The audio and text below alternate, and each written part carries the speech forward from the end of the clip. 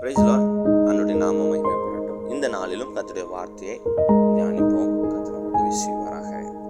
2 நாளாகமம் 33ஆம் அதிகாரம் 1 முதல் 17 வசனங்கள் முடிய இந்த பகுதியிலே மனாசே என்கிற ஒரு ராஜாவை குறித்து நாம் பார்க்கிறோம்.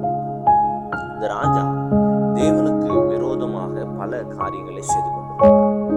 தேவனுக்கு விரோதமாக, தேவனுக்கு பிரியமில்லாத நிறைய காரியங்களை அவர் செய்து கொண்டே வந்தார்.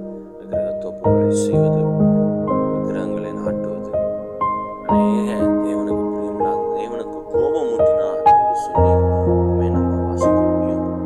அது மாத்திரமல்ல, ஒரு இடத்துல நம்ம 10ஆம் வசனத்துல வாசிக்கிறோம், கர்த்தர் மனாசேயோட பேசின பொழுதிலும் கவனிக்காதே போனார். அதனால என்னாச்சு அப்படின்னா, ஒரு கட்டத்துல கர்த்தர் இந்த மனாசே என்கிற ராஜாவை அங்க 11ஆம் வசனத்துல பார்க்கிறோம். அசீரிய ராஜாவின் சேனாபதிகளை அவர்கள் மேல் வரப்பண்ணினார்.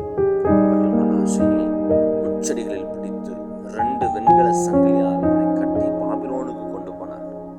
அவன் நிலைமையை யோசித்து பாருங்க.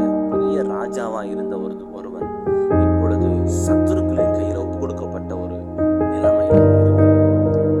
அப்படிப்பட்ட ஒரு நிலைமையில இருந்த பொழுதிலும் 12ஆம் வசனத்துல பார்க்கிறோம், அவன் நெருக்கப்படுகையில் தன் தேவனாய் கர்த்தரை நோக்கி கெஞ்சி தன் பிதாக்களின் தேவனுக்கு முன்பாக தன்னை தாழ்த்தி கர்த்தரை நோக்கி அவன் விண்ணப்பம் பண்ணினான். கர்த்தர் அவன் வேண்டுதலுக்கு செவி கொடுத்தார். ஆமென். இன்றைக்கு நீங்க எந்த இடத்துல இருந்தாலும் சரி, எப்பேற்பட்ட சிக்கல்களில் நீங்க சிக்கி இருந்தாலும் சரி, ஆண்டவரை நோக்கி நீங்க கூப்பிடுங்க. கர்த்தர் நிச்சயம் உங்களுக்கு உதவி செய்வார். நிச்சயம் உங்களை தருவார்.